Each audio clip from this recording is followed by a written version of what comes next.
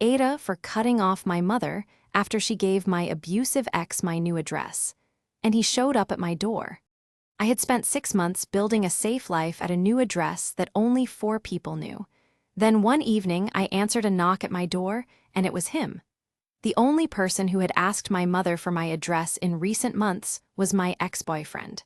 I left the relationship 14 months ago. I am not going to recount the specifics of what that relationship was because that is not what this story is about, and I am not currently in a place where I want to put those details online. What I will say is that it was serious enough that I had involvement from a domestic violence support organization, and that when I moved, I was careful. I told 4 people my address: my sister, my best friend, my employer, and my mother. I told my mother because she is my mother and I needed to trust someone in my family. I told her clearly that the address was not to be shared. I told her why, or at least enough of why that she understood. For 6 months, I built a life. New job, new area, new routines.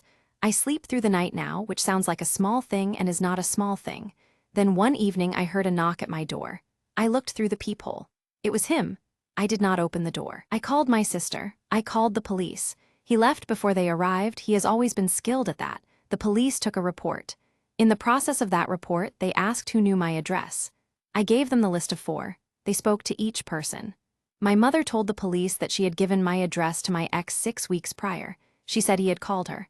She said he had told her he was worried about me. She said he had cried and she had believed him, and she had told him where I lived because she thought it would help. She told him where I lived because he cried on the phone and said he was worried about me. I have not spoken to my mother since the night of the knock on the door. That was 8 months ago. Am I the asshole? Update, 8 months later. There is a non-molestation order in place. This took time and evidence and the support of the organization I had been working with. It is in place now. My mother has attempted contact 11 times across these 8 months. 3 letters, multiple phone calls, 2 attempts through my sister. She says she didn't know. She says she believed him. She says she made a terrible mistake and she is sorry. I believe that she believed him. He is very good at being believed.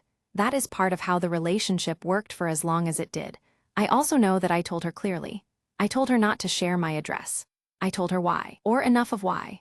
She had the information, and she made a choice that endangered me, not out of cruelty, but out of the same susceptibility to his performance that I spent years trying to escape. I don't know if I will ever speak to her again. I want to be clear that I am not making that decision out of anger. I am making it out of the knowledge that I cannot currently trust her with my safety, and my safety is the only thing I have been building these past 14 months. I sleep through the night. Still, that is the thing I am most protective of. NTA or AITA, could you have forgiven her? Comment below.